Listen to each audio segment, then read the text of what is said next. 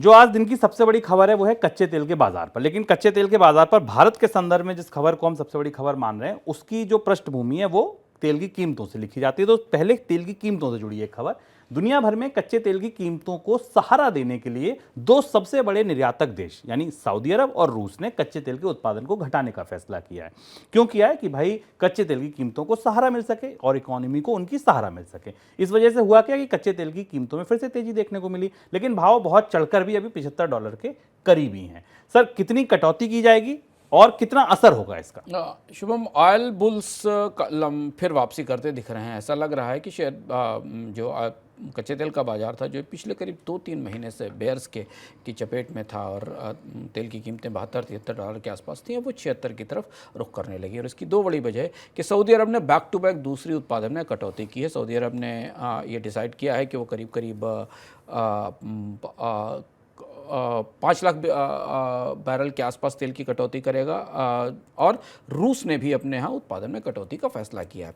इन दो प्रमुख उत्पादकों ने, ओपेक देशों ने, के उत्पादन में कटौती के साथ कच्चे तेल की आपूर्ति बाजार में कम होने की संभावना दिखाई दे रही है। इसके अलावा अल्जीरिया ने भी कहा है कि वो 20 लाख बैरल के आसपास कच्चे तेल के उत्पादन में कटौती करेगा। एक और बड़ा उत्पादक है, इसकी कटौती 1 अगस्त के बाद शुरू होगी, यानी अगस्त के महीने में आएगी। सऊदी के अनाउंसमेंट के बाद और मॉस्को की तरफ से इस बात संकेत के बाद कच्चे तेल के बाजार में अब तेज़ी वापस लौटती दिखाई दे रही है। हालांकि कच्चे तेल के बाजार को में तेज़ी को रोकने वाले बहुत सारे कारक मौजूद हैं और उसमें सबसे महत्वपूर्ण कारक चीन की तरफ से आता है, क्योंकि चीन की अर्थव्यवस्था में रिकवरी नहीं दिखाई दे रही। पर चीन यहाँ किसी दूसरे संदर्भ में, भारत के संदर्भ में आएगा, जो हमारी आज की सबसे बड़ी खबर है।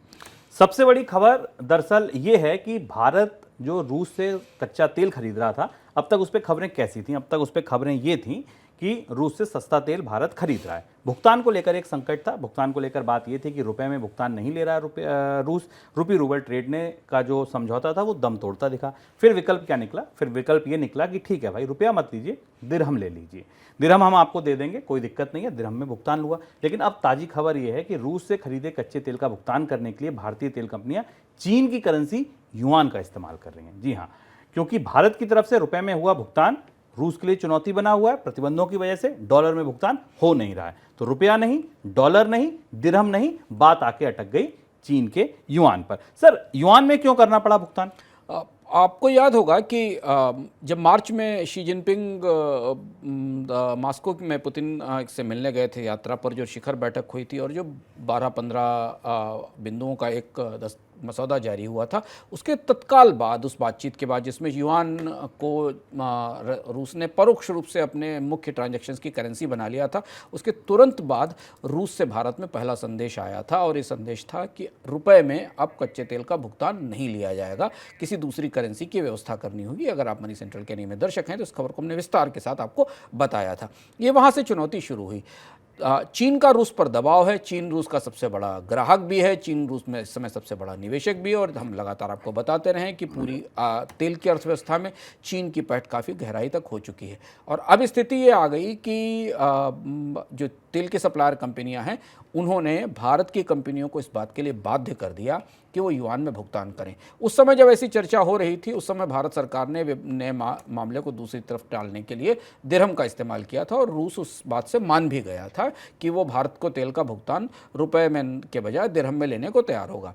लेकिन अब भारत, ऐसी खबर आ रही है कि भारत की प्राइवेट और शायद सरकारी कंपनियों ने भी अभी हाल में जो तेल के भुगतान हुए उनमें चीन की करेंसी का, युआन का इस्तेमाल किया है। भारत की कंपनियां जो रूस का तेल खरीदती हैं वो दुबई के कुछ बड़े ट्रेडर्स हैं, बायर्स हैं, उन्हें देती हैं। जैसा आपको पता है कि डॉलर में भुगतान करना असंभव है रूस को, क्योंकि रूस पर प्रतिबंध लगे हुए हैं, तो उसके विदेशी मुद्रा भंडार में डॉलर जाने के बाद भी उनका कोई इस्तेमाल नहीं है। और ये एक बहुत बड़ा शिफ्ट है भारत की हाल फिलहाल की कोशिशों में, जिसमें युआन अंततः भारत के और रूस के बीच पेमेंट में आ ही गया है, चाहे भले वो चीन के दबाव की वजह से आया हो। सर, लेकिन भारत और चीन के जो रिश्ते हैं हमेशा किस तरीके से चर्चा में रहते हैं कि एंटी डंपिंग ड्यूटी लगा दी, कभी कि भारत की चीन की कंपनियों की स्क्रूटनी कर रहा है। ये जिस तरीके के संबंध है, आपको लगता है ये युआन में भुगतान बहुत लंबे समय तक चल पाएगा? मजबूरी जैसी स्थिति है और भारत इसको नकार शायद नहीं पा रहा, कंपनियां नकार नहीं पा रही। उसकी वजह क्या है? आपको याद होगा कि जब गोवा में में एससीओ की एक बैठक हुई थी। उस बैठक में रूस के विदेश मंत्री लावरोव आए थे, तो उन्होंने स्पष्ट रूप से भारत के विदेश मंत्री की मौजूदगी में ये बात कही थी कि जो रुपए में भुगतान किया गया है, जो रुपया पड़ा हुआ वो भारत में ही रखा हुआ है, क्योंकि उसका वो कोई इस्तेमाल नहीं कर सकते। हम लोगों ने इकोनॉमिकम में एक विस्तार से भारतीय रुपए की अंतर्राष्ट्रीयकरण की संभावनाओं पर चर्चा भी की थी, उसमें हमने आपको संकेत भी दिया था। और उसी समय से ये बात बनने लगी थी कि भारत को अगर रूस से तेल खरीदना है, क्योंकि सस्ता कच्चा तेल है, $60 पर बैरल से नीचे के रेट से मिल रहा है, भारतीय कंपनियों को मुनाफा हो रहा है, तो कम से कम रुपए और रूबल में ट्रेड का तो काम बंद ही करना पड़ेगा, उसके जरिए नहीं होगा, युआन के जरिए जाना पड़ेगा और या दिरहम के जरिए जाना पड़ेगा। भारत के लिए ये थोड़ी पेचीदगी की बात है और असमंजस की बात है, लेकिन सस्ता कच्चा तेल लेने के लिए भारत को ऐसा लगता है कि युआन की शरण में जाना पड़ा है और युआन के इस्तेमाल के जरिए कच्चा तेल का भुगतान करना पड़ा है। सर, अब ये जो भुगतान युआन में शुरू हो गया, तो जो रूपी रूबल का एक बनता दिख रहा था कि ठीक है ये भी एक स्थापित हो सकता है ट्रेड या व्यापार, उसकी उम्मीद खत्म माने? तेल के मामले में तो ऐसा संभव बिल्कुल नहीं लगता। अच्छा, रूस के पास अभी निर्यात करने के लिए कुछ बड़ी चीज़ें है भी नहीं। तेल और गैस के अलावा रूस से भारत का निर्यात सबसे बड़ा निर्यात है, और इसलिए रूपी रूबल ट्रेड के बाहर होने से या रुपए में भुगतान बाहर होने से अब तो दो ही चैनल हैं, या तो दिरहम में पेमेंट किया जाए या युआन में पेमेंट किया जाए।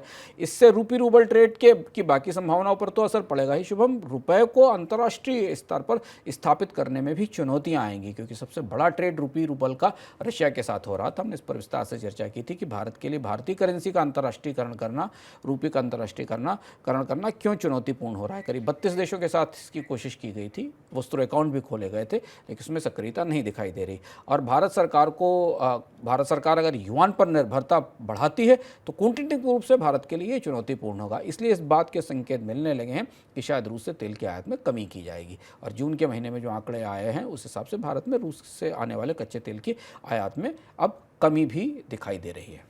सर, युआन की ताकत आप इसको किस तरह बढ़ते देख रहे हैं? अगर मान लीजिए एक और दो बड़े देश रूस और भारत ये करने लगे, तो युआन को जो एक तरीके से एस्टेब्लिश करने की कोशिश थी इंटरनेशनल मुद्रा के तौर पर, और बल मिलेगा उस कोशिश को? चीन को काफ़ी बढ़त मिली है इससे। केवल भारत तो थोड़े से पेमेंट्स करने के लिए शायद मजबूर हुआ होगा, जैसा खबरों से पता चल रहा है, लेकिन युआन में दुनिया के दो सबसे बड़े ऑयल प्रोड्यूसर ट्रेड कर रहे हैं, एक सऊदी अरब और दूसरा रूस। और देखिए, सऊदी अरब और चाइना के बीच जो समझौता हुआ था, जब शी जिनपिंग सऊदी अरब की यात्रा पर गए थे, तो सऊदी अरब का क्रूड चाइना के बाजार में ट्रेड भी होता है, शंघाई के मार्केट में ट्रेड भी होता है, और दोनों देशों के बीच युआन में भुगतान का चैनल खुल चुका था। रशिया के साथ वैसे ही खुला हुआ है। तो दुनिया, और तीसरा जो सबसे बड़ा देश है जहाँ से तेल आता है, गैस आता है, वो ईरान है। तो अगर आप पूरी तेल अर्थव्यवस्था के 3 बड़े महत्वपूर्ण स्तंभों को देखें जो तेल के बड़े प्रोड्यूसर हैं, रूस, ईरान और सऊदी अरब, तो तीनों जगह युआन की हैसियत, युआन की ताकत काफ़ी बढ़ चुकी है। और ये युआन का जो पूरा जाल है, या युआन का जो पूरा शिकंजा है, वो अब उस रास्ते से फैल रहा है जिस रास्ते से आमतौर पर हमने कभी सोचा नहीं था। क्योंकि चीन ने अपनी युआन की ताकत शुभम अपने निर्यात के जरिए स्थापित की थी, अपने ट्रेड के जरिए स्थापित की थी, या कर्ज के जरिए स्थापित की थी, जो चीन दुनिया के देशों को कर्ज देता था। तेल के सहारे बैठकर, तेल के माध्यम से, जो चीन खुद ही खरीदता है, चीन तेल का इंपोर्टर है, उस तेल के रास्ते बैठकर चीन युआन को दुनिया के बाजारों में स्थापित कर रहा है। और चलते चलते बात ध्यान रखना ज़रूरी है कि चीन अगले 2 साल में ऐसा माना जा रहा है कि तेल रिफाइनिंग कैपेसिटी के मामले में दुनिया के प्रमुख देशों में शामिल हो जाएगा। अभी तक चीन जो कच्चा तेल मंगाता था वो अपनी खपत के लिए इस्तेमाल करता था, पर अब चीन में बड़ी रिफाइनिंग कैपेसिटी लगाई जा रही है। सऊदी अरामको चीन में एक रिफाइनरी लगाने जा रही है। चाइना आने वाले समय में कच्चे तेल को खरीद कर उससे प्रोडक्ट बनाने वाली, निर्यात बनाने वाली एक प्रमुख अर्थव्यवस्था के तौर में उभरने की तैयारी कर रहा है।